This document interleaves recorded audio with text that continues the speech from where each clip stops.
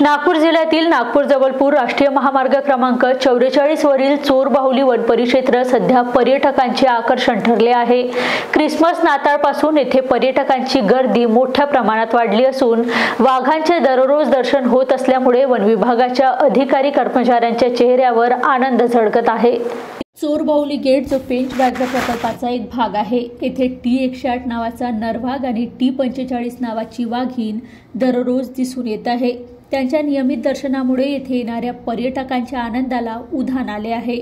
T108 आणि T45 ही जोडी सध्या पर्यटकांच्या कॅमेऱ्याचे आकर्षण बनली आहे।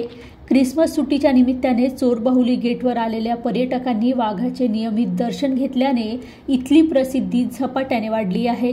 वन विभागाने या ठिकाणी योग्य व्यवस्थापन ठेवत सुरक्षेच्या दृष्टीने विशेष पावले उचलली आहे।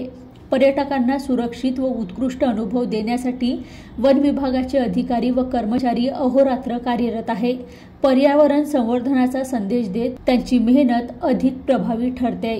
चोर बाहुली गेटला भेट देताना पर्यटकांनी नियमांचे पालन करणे आवश्यक आहे। जंगलातील शांतता व प्राणी जीवनाचा आदर ठेवणे आवश्यक असून वन विभागाने दिलेल्या निर्देशनाचे पालन करणे प्रत्येक पर्यटकांचे कर्तव्य आहे।